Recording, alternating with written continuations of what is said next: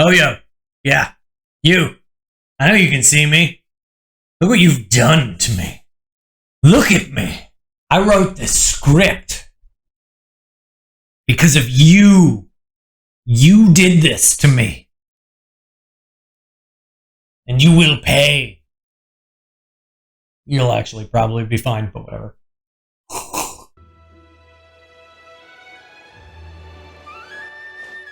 Hey, there's something strange over there. Come on, let's take a look.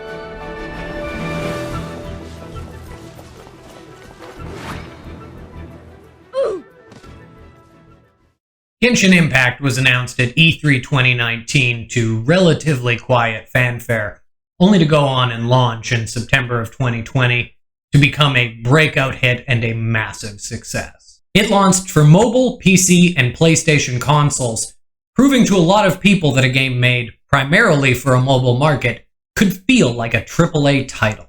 Games journalism at the time seemed genuinely baffled by its very existence, let alone that they were giving it positive review scores. It was such a big deal that it changed how the games industry at large thinks about monetization, and it brought gacha mechanics into a spotlight here in the West. This, of course, was for better and for worse, but mostly for worse. For a lot of people, though, myself included, Genshin Impact was something of a dream come true. Sure, it was a horny dream filled with anime waifus and husbandos, but it was a dream. Genshin Impact was also just a good game. Like, it was really good. It had interesting enough characters, a decent narrative hook, and a large and vibrant open world that you could explore. It also had a very appealing anime aesthetic. It sounds kind of silly in retrospect, but at the time it was something of a revolution. For people who are used to spending time or money on glorified JPEGs, the idea of getting actual characters that you could play around with and explore said open world with was very appealing. The game felt fresh, and despite many comparisons at the time to Breath of the Wild, Genshin was also clearly doing its own thing. But that was then. And this is now. It's been almost 2 years since the launch of Genshin Impact, and you might have noticed that the tone around the game has shifted. You'll start to notice it if you trawl around Genshin communities on the internet or watch Genshin content creators.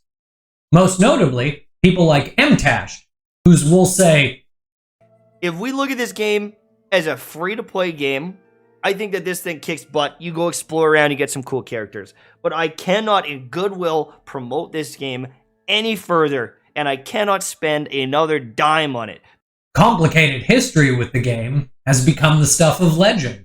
No disrespect to the man, I actually like the guy quite a bit. With many of the game's veteran players, there's an air of, bruh, the fuck. On the other hand, some people are still pretty stoked on it. What about the game fosters this divide in its player base, and seems to take each player on a journey from Hopium to Copium, and then back again? I might actually call the video that. It seems like a good title. I don't know. I haven't thought that far ahead. Now, this is a big, juicy topic that we're about to sink our teeth into. So before I get slapped with the hater label, it bears mentioning that I love this game. I still love this game. I just love it a little bit less with each passing day. What was once unabashed, mildly degenerate fanaticism has become... well, that's what this is about, isn't it? I think if you were to jump into Genshin today, you'd have a great time, especially with 3.0 right on the horizon. There are hundreds of hours of content to enjoy, and I really do believe that Genshin Impact is worth experiencing. What I'm trying to do here isn't to take a big shit on it. Though I am going to do that. Like, just a little bit. A little shit on it, I guess. I think what I want to get across is the reasons for my and many other players' slow and gradual heat death of positive sentiment towards the game. And I also want to get across why I and we still cling to the pipe dream of what Genshin Impact could be. I also intend to explain how the game fostered this mindset through its systems, gameplay, and event cycle. As a veteran of Genshin, Maybe you'll agree with me. Who knows? As a new player, you can think of this as a word of caution about expectations.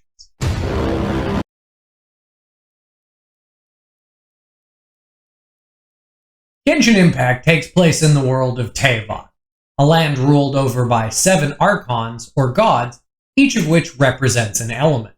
These regions, or nations, are all based on real-world folklore, and are generally speaking, pretty cool. First, you have Mondstadt, the nation of wind and freedom, based mostly on medieval Germany. You have Liyue, which is based on ancient China, and Inazuma, which is based primarily on Sakoku-era Japan. Even its plotline is mostly just that. Soon, we're also going to have Sumeru, which is based on the Middle East, South Asia, and East Africa, namely Egypt. A quick aside, most of the revealed major characters from this region are white. That can't be right. That's...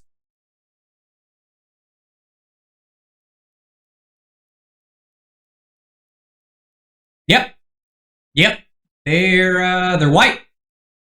Okay. These regions make up the vast majority of the game's playable area and are the central focus of the experience. Panoramic and gorgeous vistas are everywhere in this game, and the ambiance is top-notch. These regions aren't just eye candy either, but each have some pretty cool mechanical differences when it comes to how to explore them and work within their puzzles. Not to mention, there's a healthy drip feed of loot that comes with exploring them. Going from the game's starting region of Mondstadt to Liyue upgrades the experience in almost every conceivable way. When Inazuma launched, it was also a huge improvement, not just for the quality of life of the game, but for the quality of exploration. Even the narrative got more mature and interesting. It's not much of a stretch to say that MiHoYo has consistently evolved as a developer with the release of each new region. Going around these places and taking in the sights, sounds, and vibes feels great. And you can tell that a lot of passion went into the development and to honoring these regions and cultures. There are actual interviews and documentaries that go through MiHoYo's creation process. And just for the record, I'm not going to call them Hoyoverse. You can't make me. Maybe I'll just call them Hoyo? That's what they're called now. I'm not calling them Hoyoverse. I'm not going to metaverse MiHoYo. My point is, these additions constitute some great exploratory gameplay, and are clearly made by developers who are very passionate about their work. This exploratory content is what drew a lot of people to the game in the first place, and, for the most part, is still pretty widely liked by the community at large. So if I'm going to gush about these regions, Sumeru aside, because I haven't played it yet, what's my problem? Well, let me introduce you to Exhibit A. Dragon Spine.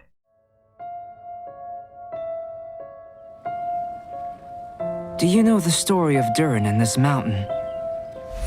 Snow gathers atop this mountain and never melts, which is a most curious phenomenon. Dragonspine is a big fuck-off sized mountain that you can see from pretty much anywhere on the map. It's so damn big that it literally pierces the clouds, and scaling it is actually quite the feat. I played Dragonspine in 1.2 when it released, and aside from not being a fan of freezing cold mechanics, I did think it was a great addition to the game. I still think it's a great addition to the game. At the point of its release, I had already explored Mondstadt and Liyue, but I was looking for something. I wanted something that felt like a dungeon.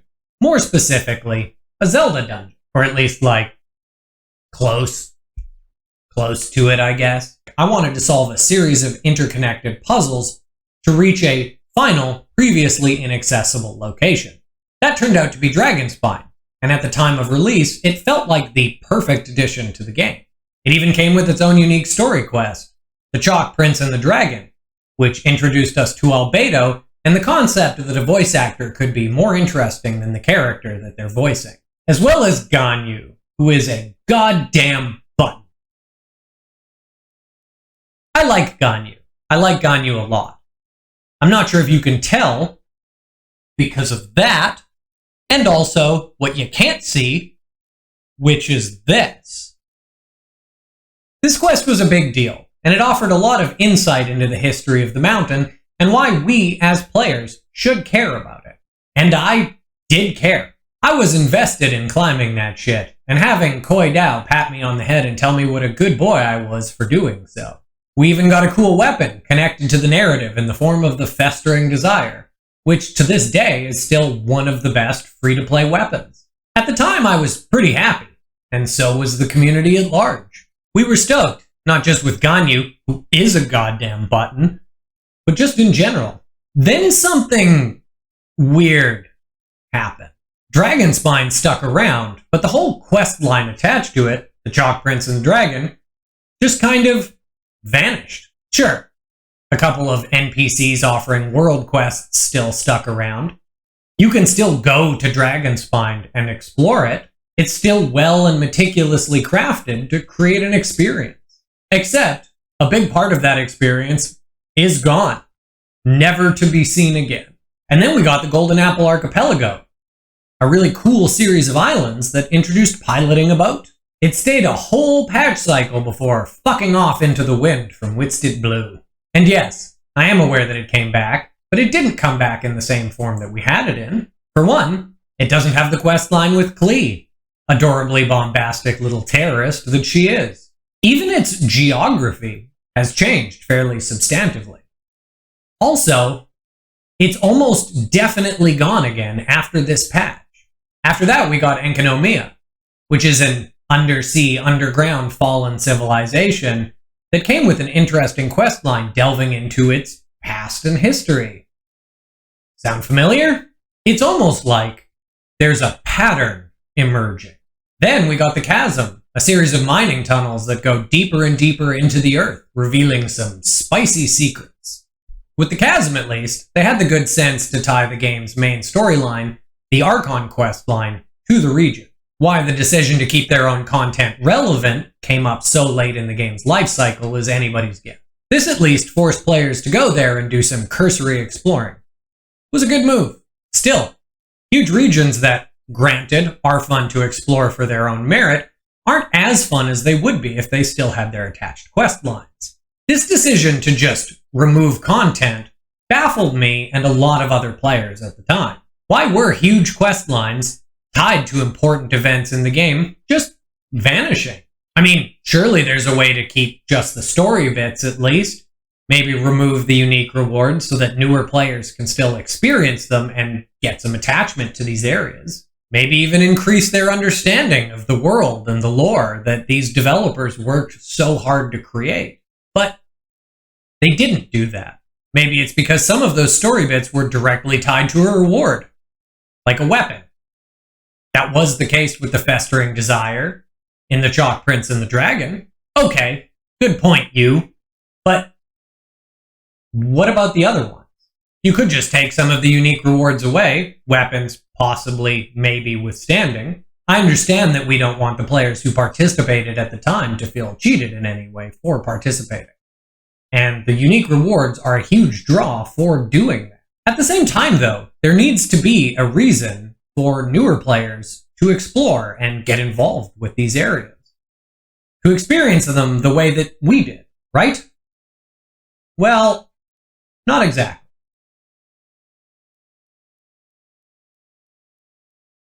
You see, the stories tied to these regions exist for a pretty simple reason.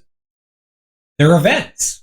For the uninitiated, events are temporary content offerings offered by live service games or ongoing games in order to keep a community engaged and talking. And of course, to keep you playing. Think of them like a temporary content calendar on a game's roadmap. They exist to create marketing buzz, maybe rope in some newbies, spark FOMO in long-term players, some of whom, I don't know, would like to take a break and maybe play something else for a while. Look, I know these things are popular with some people. It gives them something to do, a reason to start or to keep playing. If you enjoy these events, I don't want to take that away. A lot of them are pretty good, especially the big vanishing ones I mentioned in the previous section. And believe you me, we are going to talk more about those. But for now, there are a lot of different kinds of events in Genshin Impact. Let's break it down.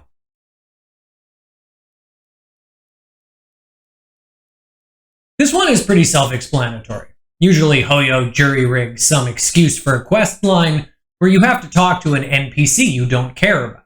These quests often involve a scientist or some academic type requiring you to test some theory or device. This is actually a trope that Hoyo leans on a lot, and not just in the bullshit for primos category.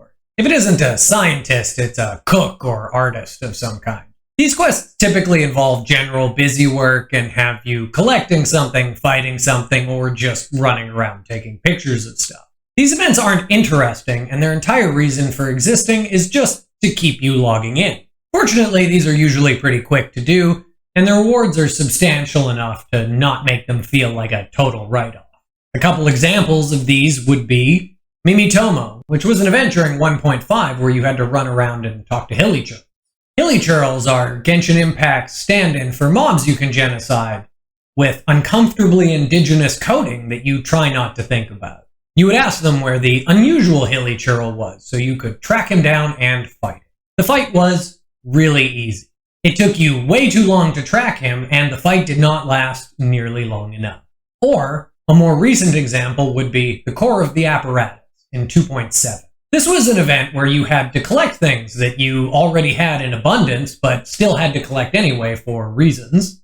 And then you would hand those things in to a scientist who had made a machine that could turn said weird bullshit into toys or something stupid, I don't know. I clicked through almost all of the dialogue. Both of these events were short and completed without any real stress. Unless, of course, you're the type of person who gets stressed out by being forced to do bullshit with no real payoff. These don't really add anything to the game, unless, of course, in the case of Mimitomo, you find Elon Musk, Genshin's tangential stand-in for Elon Musk, interesting for some reason. I'm going to segue here for like one quick second. Hoyo has a weird obsession with Elon Musk. This video isn't about that, but if you're interested, I suggest you Google it. As mentioned, these events exist to keep you logging in, and for Hoyo at least, are pretty creatively banked. You can actually see all the intricate little ways in which Hoyo prolongs these events by making you collect things you shouldn't need to, or walk a few extra steps between dialogue options. These, inevitably, like everything else in the game, go away, but you don't really miss anything when they do. They're not super important to the story or the world building of Genshin Impact at large. They're just there one day and then gone the next. You would think that my biggest bone to pick would be with these events, but it's not.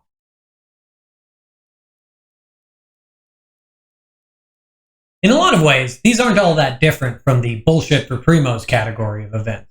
Only they come with some interesting ideas, cool mechanics, or new systems attached to them. I would have said long-term value there, but I didn't. And it's going to become increasingly obvious as to why. A couple examples of these are the Wind Trace event during 1.5, a hide-and-go-seek minigame where you would enter into a closed arena as a rebel or a hunter. There are a few rebels and only one hunter per match. The hunter has to catch all the rebels, while the rebels can disguise themselves as lamps, barrels, crates, etc. The Divine Ingenuity event in 2.5. This event literally allowed you to construct your own domain and time trial. For the few people not in the know, domains are like little instanced dungeons that you can enter. You could put down airlifts or collapsing walkways, as well as a variety of other interesting traversal mechanics. All in all, it was a pretty cool event, and it added some much-needed multiplayer functionality to the game. It was basically Mario Maker Genshin Edition, or the Clash of the Lone Blades in 2.6. Though it was technically part of a larger festival event, I do feel that Clash of the Lone Blades deserves special mention. It was a dueling event that for a short period of time basically turned Genshin Impact into Dollar Store Sekiro. It added interesting combat mechanics to specific arena fights, like a parry system. These events, for the most part, are really cool, and add real value to the game. Their novelty is such that the player hears about them and is intrigued. At the very least, they're almost always worth a test. There are also a lot of them. I could have actually made this entire video about cool systems that show up for a week or two before disappearing. If that's something you'd like to see, let me know. Also, the above list does not even scratch the surface. There's a tower defense one called Theater Mechanicus that has come and gone in several iterations. There's one that adds modifiers to certain boss fights so you can increase the difficulty for increased rewards. There are rhythm game ones designed around raid-like boss encounters that can be played multiplayer, etc., etc., etc. The list goes on. I wasn't kidding. These things are wild and varied, and almost always add something to the game that players wanted or had requested. Whether that be more multiplayer content, or just some required mastery and increased difficulty. I remember pretty vividly that for the first several months of the game's lifespan, people would always talk about these events in the context of, what if? What if they stuck around? What if they were permanent? The general context surrounding them came with the assumption that at some point they would become permanent fixtures. And why wouldn't people feel that way? Each event had systems and mechanics with their own promise of long-term entertainment. I really think Hoya were trying new things with these, either in the beta sense or just to push their own creative envelope. Unfortunately, like almost everything else in Genshin Impact, they were treated like a marketing opportunity, or just forgotten about entirely. Which brings me to...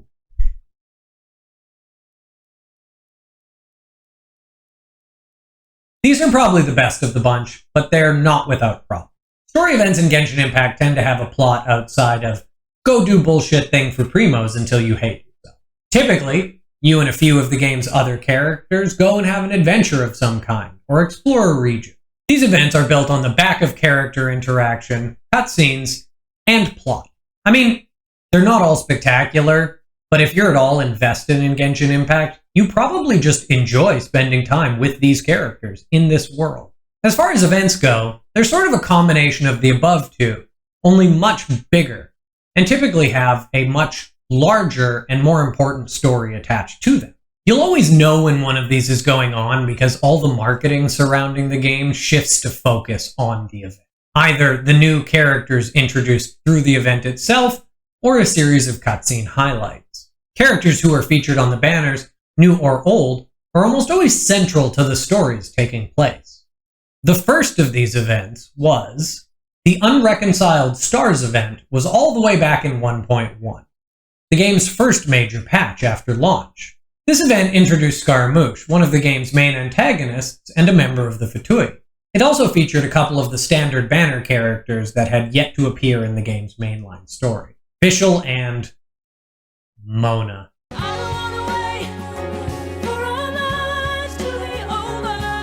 The event had you doing some pretty basic fights, bullshit for primos, and following along with the storyline. This is the point in the video where I would usually post a spoiler warning, but I can't really spoil something that doesn't exist anymore. In the event's storyline, pieces of somebody's constellation were falling out of the sky, causing bystanders to enter into a deep slumber where they dreamt of climbing a mountain. Constellations are, well, constellations. They serve as one of the game's major lore beats, as well as a stand-in for upgrading characters via duplicates. The basic premise was that you, along with Fischl and Mona,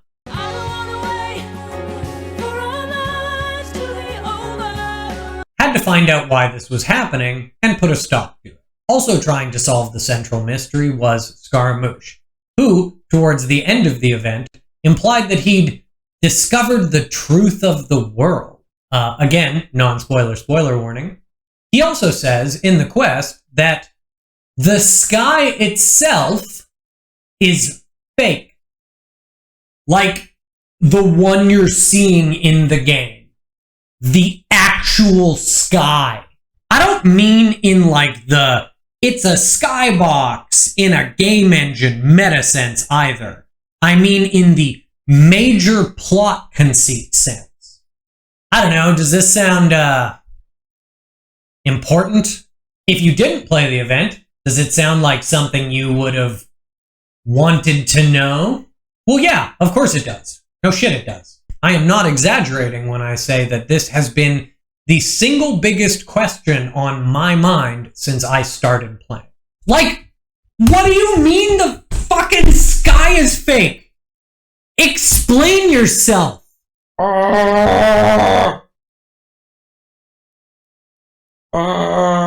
I'm almost out of Rob. Now,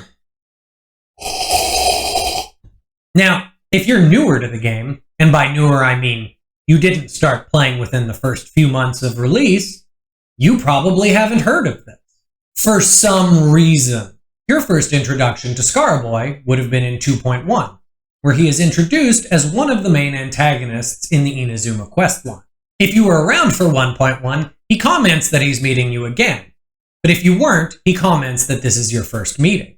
Now, I'm not really sure if I need to explain why this kind of storytelling doesn't work, even on paper, but I'm going to a tiny bit. You can't just drop huge chunks of story that ground you to the game's central mysteries in a patch. How are new players expected to develop the same connection to the world that older players have? Using a huge plot point like this, and one of the game's major plot conceits, as a marketing beat is not healthy for the long-term lifespan of the game. Going back to the event I mentioned earlier, the Chalk Prince and the Dragon, you're given a narrative through line through which you are supposed to interpret the mountain and its history, at least in large part. For me, it was a big part of what made the mystery of the mountain so compelling in the first place. We did get reintroduced to Dragon Spine and its central themes and characters in 2.3, of course. This was in the Shadows Amidst Snowstorm event, but this time the focus was more on Albedo himself, his history, and his connection to the mountain. That's fine, but my point is this. If you're going into 2.3 without having played 2.2, you're missing context. It just isn't going to mean as much to you. These two events, in isolation, serve as a great example with the problems with this kind of storytelling.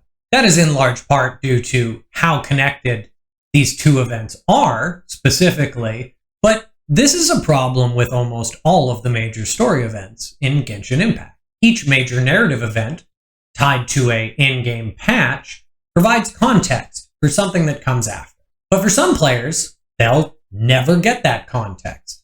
Okay, sure.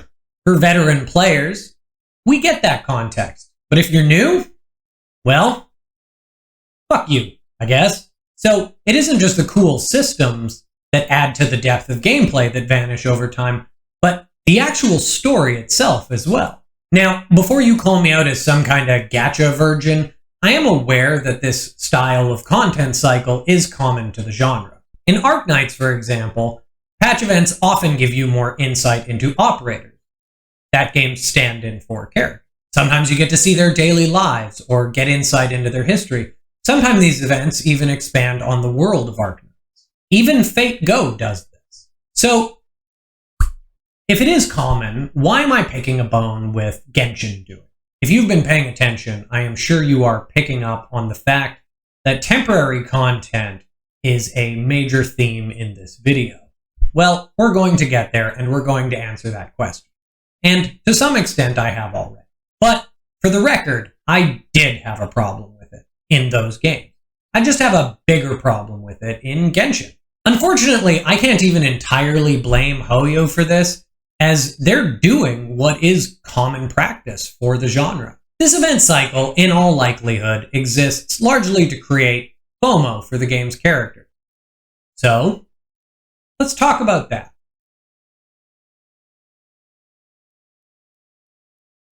Characters in Genshin Impact follow the same pattern as everything else here.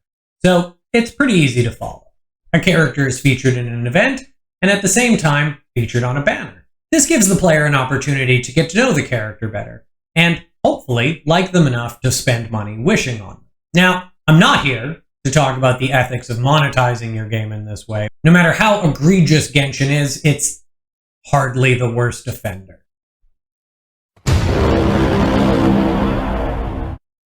That doesn't mean we shouldn't call it out to some extent, but now I do have feelings on this, as ethics are pretty specific to the individual, but that isn't the topic of this video. Again, if you want me to talk about that, let me know. I will say that I genuinely think the best way to approach Genshin is as a free-to-play player. Treat it like a single long roguelite one where you use what you get. It was stated as such in a video by Never Knows Best, and I think he put it very well. I strongly suggest you go watch his critique on Genshin Impact, as it goes a lot more in depth than this video. Anyway, the sooner a character is mentioned or showcased within the narrative, the more time that character has to generate hype. And the more hype a character has, the better that character sells. This is pretty obvious when you look at the sales records for characters in Genshin Impact. Rerun characters, specifically on their second go-around, and especially if they're good, tend to sell better. Exceptions being when a character is heavily foreshadowed within the narrative. Raiden Shogun is a great example of this, breaking sales records on release. This was down to a couple of factors. First off, she's an Archon. She was heavily foreshadowed and mentioned by other characters in the game. She was mentioned by Zhongli, Big Dong Zhong, ya boy. And the narrative of Inazuma almost entirely revolved around her at its crux, as did a ton of the game's marketing leading up to 2.0. She was also real good. On the flip side of this, you have characters like Kazuha, whose sales were pretty abysmal on launch. He wasn't really highlighted or foreshadowed much within the narrative, and unless you followed leaks, he just kind of showed up as a member of Beto's crew. Here's the thing though, it's pretty widely accepted that Kazuha is one of, if not the best support in the game. And, at time of writing, he's currently having his rerun. There is very little doubt in my mind that Kazuha is going to sell really well. He's also placed strategically at the end of the 2.0 patch cycles because Hoyo knows that people will wish on him and wring themselves dry of primos before 3.0 and the release of Sumeru. So, as I mentioned above, in the events section, the events exist to sell the characters and promote the characters. They are a sales catalyst for the characters featured in them. Though it bears mentioning that I suspect certain characters, like Albedo, would have sold a lot better had newer players also gotten to play 1.2, but hey, I'm not Hoyo, and I'm not some marketing wizard playing 4D chess. The banners are almost always in sync with whatever cast members are tied narratively to the current event. Seeing as how common this practice is in the genre, there is intentionality behind this. So, why am I talking about characters in the context of the video at large? Well, in gacha games, power creep is typically a very large concern. Older characters are often eclipsed by newer ones simply because the newer ones are better. I can't say that there is no power creep in Genshin Impact, but characters in Genshin Impact, due to the temporary nature of the content cycle, are the primary reward and driver for players, and especially older players. When you've done literally everything to do in-game, there isn't much else to do but get new characters and try out new teams. Every character gets hyped up by the community as a potential meta changer, but they very rarely are. I mean, statistically, they almost never are. A lot of the characters that came out on release or in the earlier patch cycles are, in the meta sense, better than many of the ones we've been getting.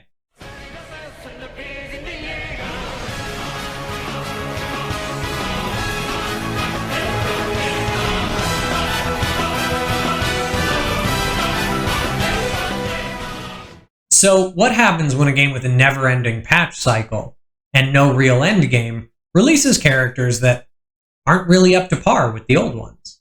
I mean, sure, Shenhe is great if you're running a lot of cryo, but you don't need her. Bennett, who's a 4-star, will serve you better in most use cases. I'm going to be strict. Hoyo power crept themselves on release, and as a result, most of the new characters have felt pretty underwhelming. Now, I am not advocating for power creep.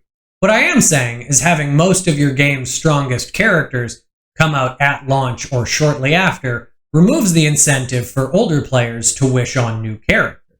Combine this with the fact that wishing on 4-star characters is chancy at best, most players just choose to run with what they know works. Because it works.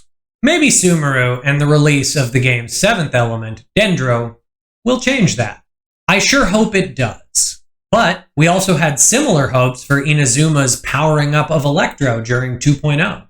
Raiden Shogun is a fantastic character, to be sure, but saying that Electro had some kind of renaissance just isn't true. It's still considered to be pretty underwhelming when stacked against its counterparts. Raiden Shogun being the exception, of course.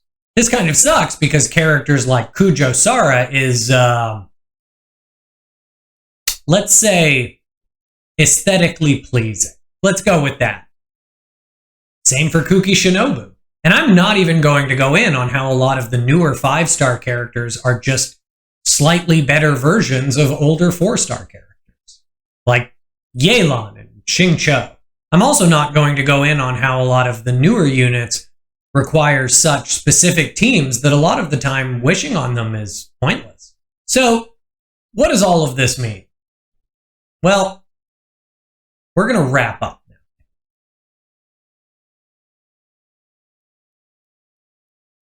Now, I didn't use this term at the start of the video, but I'm going to now. Let's talk about burnout. A lot of the burnout you're seeing from older players is fostered by the nature of Genshin Impact. Again, just to reiterate, I am not saying that Genshin Impact is a bad game. On the contrary, Genshin Impact is a very good game. I really do believe that Hoyo has innovated on its core premise with Genshin Impact again and again and again. But it never seems to stick. Any one of the temporary stories in Genshin Impact would have given newer players more to do on their journey to endgame. Not only that, but it would have kept them away from the lackluster endgame of Genshin Impact for longer, and the rigorous artifact farming that comes from, in my case, being AR 59, almost 60. Content is content after all, and people just want more of it. Also, you can canonically revisit major boss fights in Genshin already through your memories. I mean, you're not actually fighting Dvalin over and over and over again. You're basically shadowboxing him in the twilight zone of your mind. So why can't newer players access some of the older stories this way? For that matter, why can't I replay the main storyline up until now? There are tons of moments in the story that I would have loved to revisit for the purpose of this video and purely for my own enjoyment. Also, expanding on and reformatting any of the unique mechanics or systems that have been introduced in the patch cycles for the endgame would have given players like me something to do. Being endlessly confronted with a revolving door of cool shit where you're constantly sitting there going, man, wouldn't it be great if they kept this, has left a lot of the older players kind of jaded. Sure, it's easy to say that you should just treat Genshin more casually and enjoy it for what it is. And I think we do. It is an understandable perspective, but it's also a perspective that's hard for people to swallow when they're constantly watching potential cool endgame features pass them like farts in a stiff breeze. As for characters, Hoyo power creeping themselves too early has resulted in an environment where the rewards for continuing to play aren't as strong as they could be. It's not that the new characters are bad, some of them are fantastic, but in a lot of cases, in the meta sense, they're not as good as the old ones. And even if you tell people not to care about the meta, which personally, I don't, really, but even if you tell them not to, they're going to. And the sales records for the game prove that. Meta changers like Raiden and Kazuha do come along, but they are rare occurrences. This has led to diminishing returns for a large portion of the player base.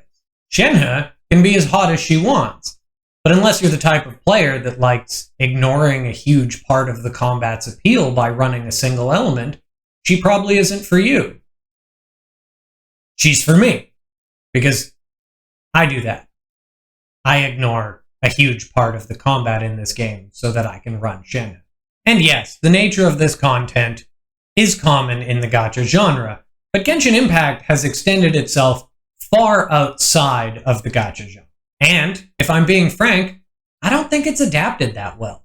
Genshin's nature as a large open-world action RPG has led Hoyo to tie a lot of the temporary content to the game itself and the world. It just doesn't work as well because Genshin, by its very nature, is not as instanced as a lot of other gacha games. Hoyo's drive to innovate has constantly led them to push the boundaries of what you can do in a large open-world action RPG. And I do think this is a good thing in isolation. It's not as good when any one innovation has so much room to expand and grow on its own merit, though. Now, this isn't to suggest that nothing added to the game has stuck around. We do have fishing and the Serenity Pot. The Serenity Pot is Genshin's version of player housing. And I do like that. I think the Serenity Pot is great. I spent way too much time on it. However, with fishing, there is a member of the Fishing Association in each region. You have to collect certain fish and exchange them for rewards. Now, apply that same thinking to literally any of the novelty systems that I mentioned above. Imagine if each region had duels you could seek out, like with Clash of the Lone Blades. Or if each region had its own rhythm game that incorporated each of the region's, frankly, bangin' soundtracks. Imagine if each major city had an NPC that you could talk to where you could play Theater Mechanicus. Except now, the tower defense minigame has its own regional flair for each area. Imagine if bosses in Genshin Impact, or at least some of them, had modifiers attached to them, where you could make the boss fight more difficult for even the chance at increased rewards. Or, crazier still, imagine if Genshin had raid encounters that were designed around co-op, but could be played solo. I mean, we've had them before. All of these things that I've mentioned have existed in Genshin Impact. Every single one. And any single one of them would mean a lot to the game's older players, and it would help to incentivize newer players to pick up the game. How many people do you think never picked up Genshin Impact because they'd heard of the lackluster endgame? If you can fathom a number that big off the top of your head, congratulations on your Mensa certificate. An endless mode would be amazing, and I'm not going to argue that point. I agree. I think an endless mode would really benefit the game. But my point is more that there have already been dozens of things in the game that could have served in some capacity as endgame. So much love has gone into these stories and these systems, and it shows. That's why we, as players of Genshin Impact, are so enamored with this game. It's also why so many of us are burnt the fuck out. See Revolving Door. And I hate to say it, but if you keep playing, you will be too. I think everyone who plays Genshin Impact can see the potential that it has. We've been shown it time and time and time again. If there has ever been a thing you've wanted in Genshin Impact, it has existed or will exist at some point. But it won't stick around. It never does. So if you're wondering why some people or some content creators seem burnt out or like they don't know what to talk about anymore, that's why. If you're reading a Reddit and you can taste the salt, that's why. I want to keep playing Genshin Impact. Genshin Impact for me is comforting. It's a comfortable game to play, and it has been for almost 2 years. But I am starting to drift. I know you can't reasonably stay enamored with something forever. I'm an adult, and I can handle it. Oh, who the fuck am I kidding? I'm probably going to die playing this game. If you got to this point in the video, thanks for hearing me out. This was long, and I know I've been sitting here and my back hurts now. If you leave a comment, I will do my best to reply to as many as I can for the first while after this video comes out, if there are any to begin. I made this channel in large part because I wanted to connect with communities that I've only ever really observed from the outside. I'm not sure what comes next for me or this channel, but whatever it is, I hope you stick around. Thanks again for watching the video. I've been Archer.